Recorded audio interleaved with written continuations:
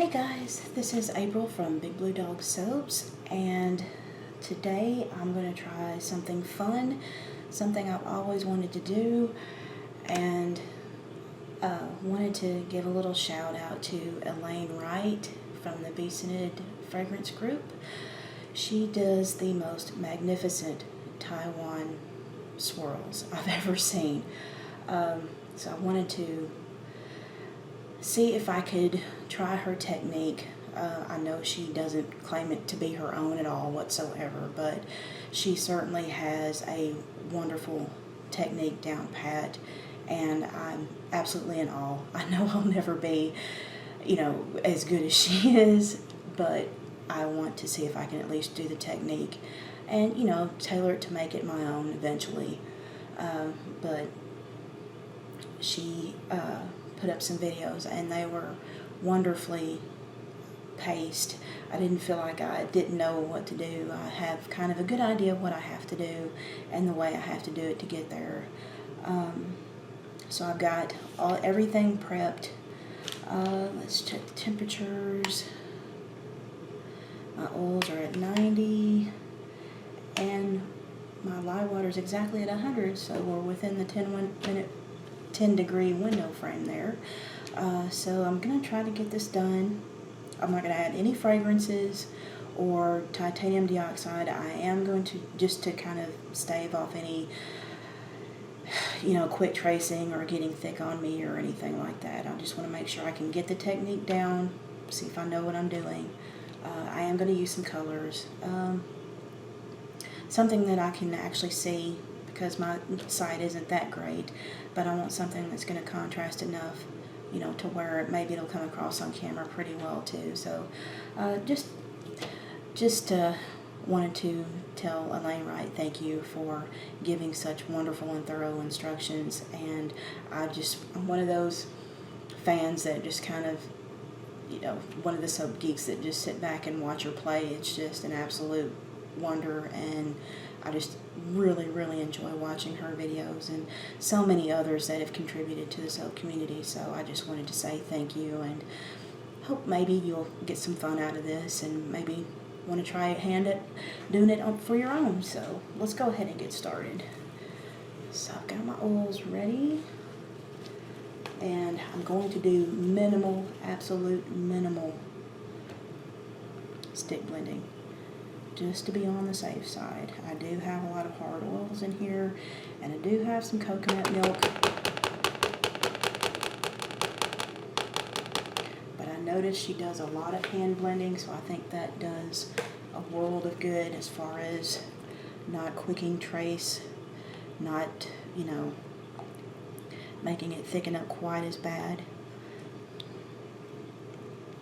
But I do want to kind of keep it natural, just to see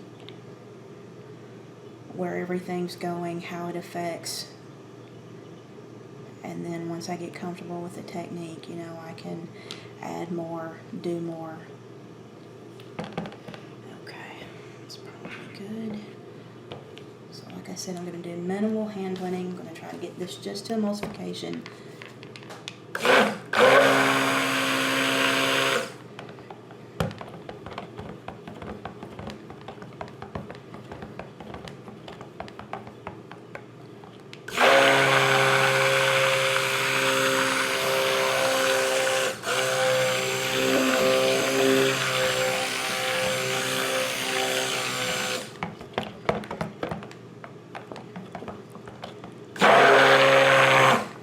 Actually, I think I'm going to stop there. I think that's pretty good. I can always blend more if I have to.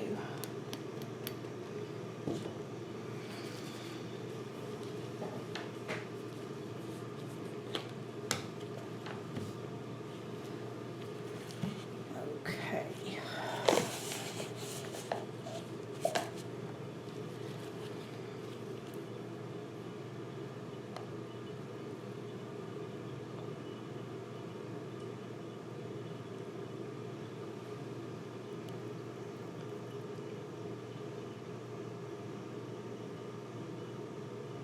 I just absolutely love gracious people that are so forthcoming with their techniques. It's just an absolute joy to watch these people in their craft and inspire the rest of the community. You know, it's absolutely wonderful.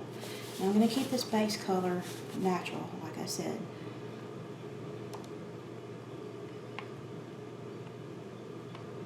So that should be good like that.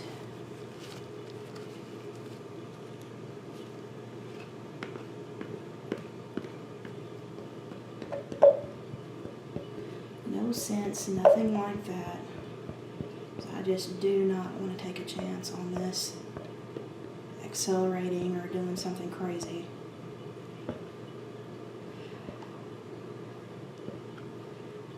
I want a slab mold so bad. I'm having to use cardboard boxes still. That's okay. We all started somewhere, right? So I'm just going to set this to the side.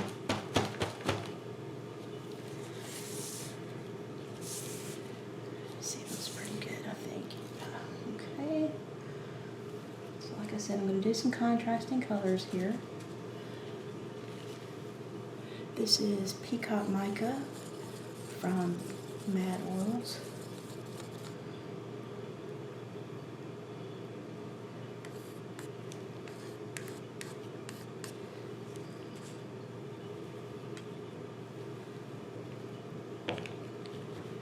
And she just hand blends.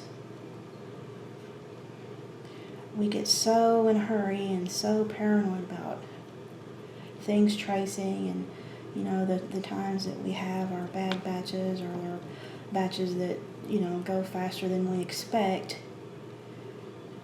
It makes us paranoid, you know, so we don't want to we don't want to waste any time. Well, that's all fine and good, but then we lose sight of, you know, how to really make good soap, and we end up cutting corners and leaning on the stick blender too much. And I certainly think that in my own experiments, I tend to soap way too cool, and I think that's had an adverse effect on my soaps. And this is Twilight Mica from Mad Oils as well. Absolute beautiful, beautiful mica.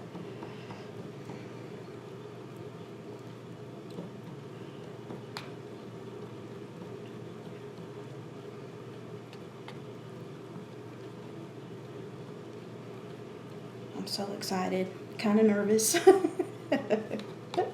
I've been doing it long enough, you know, I'm not a complete greenie, but some of the more advanced stuff, heck, I still get nervous. That looks pretty good. That one there in case I need it. And for my accent color, this is Black Oyster. I think eventually I'm going to get me some activated charcoal, because I really like the way it does, or what its benefits could be. You know, we can't really go into all that, but I know it's said that it has many, many, many benefits. Need just a little bit more.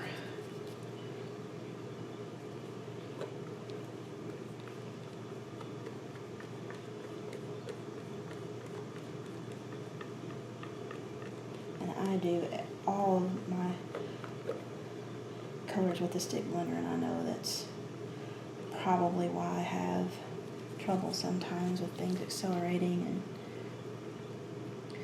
you just have to learn to pace yourself, get a really good slow moving,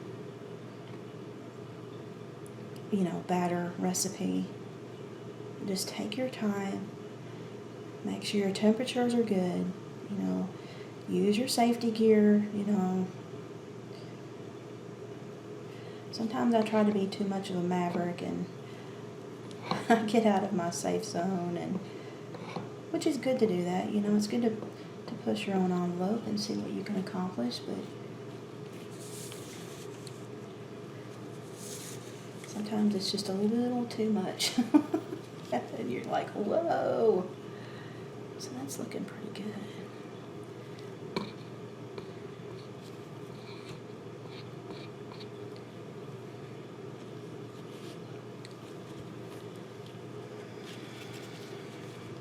Make sure all these are started really well.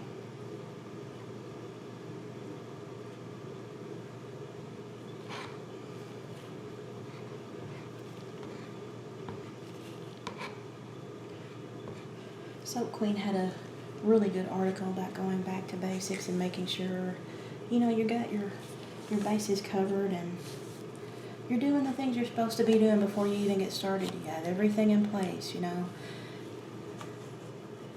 So what I'm going to do, the black is going to be my accent color, so I'm going to lay down 2 stripes of the blues, and then I'm going to accent on the outside, alternating with the black. So let's see how this goes. Okay, first of all, I'm going to do the black in thirds if I have enough.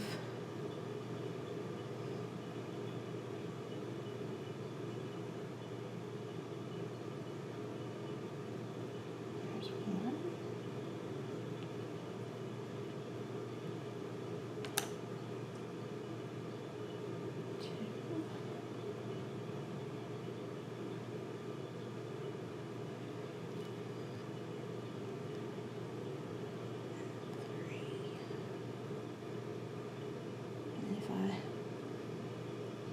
Get quiet, I apologize, but I'm so new to these techniques, I'm really having to focus on what I'm doing here.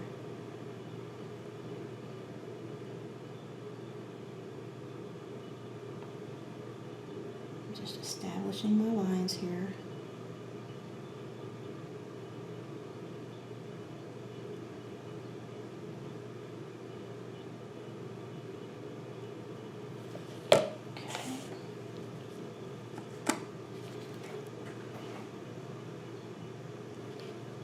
So far, so good.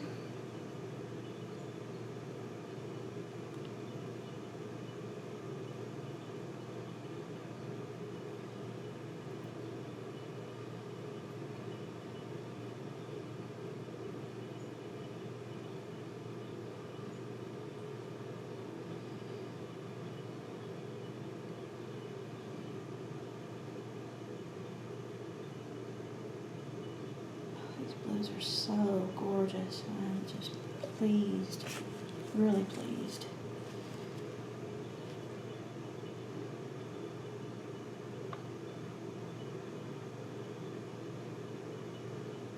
Just maintain your straight line no matter how it looks.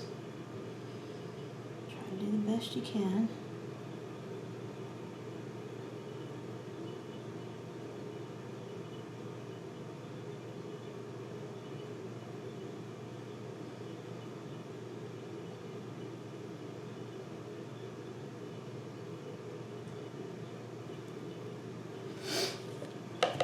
Okay, hard part's done.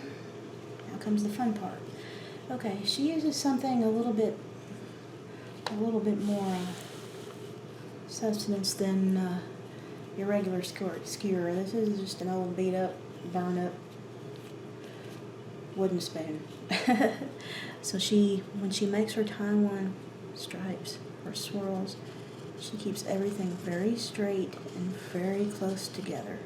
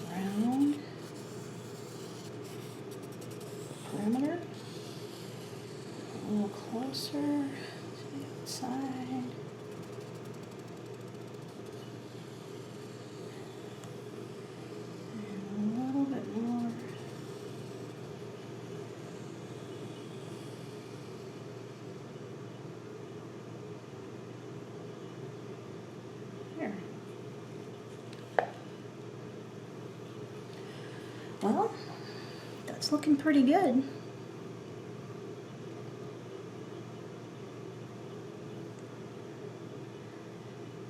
I think I may have had a little bit too much of my accent color, but hey, not bad for a first round, huh? Okay, so I'm just gonna let this sit and we'll see what happens. I think it's gonna look pretty cool. I think it is. We'll see. I think I probably should have used some titanium dioxide, but to be honest, I am just thrilled that my soap batter was fluid enough to have fun with. So, anyway, I'm gonna bring you back when it's time to unmold and cut it.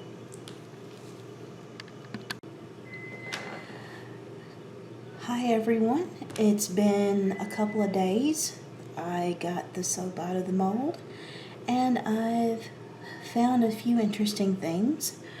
Not sure if you can tell from the video, but what I thought was actually lye ash, since it's been really humid and horribly 100+ hot here in Mississippi, I thought we were going to have a problem with soda ash. I did do a water discount, so I didn't think that would be an issue, but at more closer look, maybe you can catch it. I don't know. We'll take a look and see here. That's pretty good. See, as you can see, it looks like what might be soda ash, but on closer look, it's tiny air bubbles. Now this is the oddest thing to me because one thing I rarely have is air bubbles. I don't know if I incorporated too much air when I stick blended. I always try to burp it, at least I think I did. And maybe it was when I was hand blending the micas. I'm not sure. But as you can see, I mean, it's literally the whole top of my soap is just littered with air bubbles. The soap turned out beautiful. I mean, it's, you know, nothing near, you know, Elaine's work or, you know, the Asian artists that I've seen. But I'm happy with it. I can only go up from here, right? But yeah, so I don't know. Not exactly sure what happened. I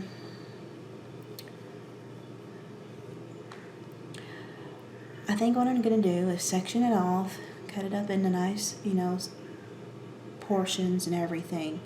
Take a closer look at it and see how far it goes. But like I said, I think it's just simple air bubbles. I've made tons and tons of soap, you know, in loaf molds. I don't have too much experience, you know, with slab molds. I'd like to invest in one eventually. But I don't know, maybe I poured it in incorrectly. I mean, if Elaine sees this video, maybe she could put in some input. Maybe you guys can offer some advice. I used the right temperature and within 10 degrees of each other, just by the book. But the micas turned out beautifully. The black turned out really good. And I used a recipe enough to, you know, to where the bar comes out pretty white. I wanted to show you the back of it. It's really interesting. It turned out almost as good as the front. It's really cool. But I think I've learned a few things right off the bat. I think in order to get the very distinct and delicate fine lines, I think I'm going to have to use less color accents. I got what I wanted to relatively so, but I'm going to have to use less color for accents. I think that's really going to help it to show up better. I'm really bummed out about the air bubbles. I really am. But I've never used a wooden spoon stick handle to move the soap, and it did a beautiful job. I mean, a lot easier than the skewer. It moved it quite a bit more. I didn't want to play with it too much until I got comfortable with the technique. I'll definitely be doing this again soon, and I'll take a few more leaps and bounds and see what I can get done. But I mean, I'm really, really pleased with it overall. I do think I have some soda ash, but like I said, the main problem is with the air bubbles. And I'm wondering how far they go, if they go all the way through the soap. But I'm going to clean them up, plane them a little bit, see what happens. Just using my little handy dandy steamer on this, it helped a lot. But back up a little bit. Yeah, I just used my little steamer here. It's perfect, absolutely perfect for this kind of job. I found it at Goodwill. Still got the sticker on it. I think I paid $2.99 for it. Anyway, I get lots and lots and lots of good bargains from Goodwill, and I always try to reuse and recycle before I go out and buy new stuff. But yeah, it turned out really good. If you guys have any comments or questions, or maybe can guide me in the right direction as perhaps what I can do better next time, I welcome all comments. And if you do like my videos, please like and subscribe and become a member of the Big Blue Dog Soap family. And I will see you on the next video. You guys have a good day. Bye.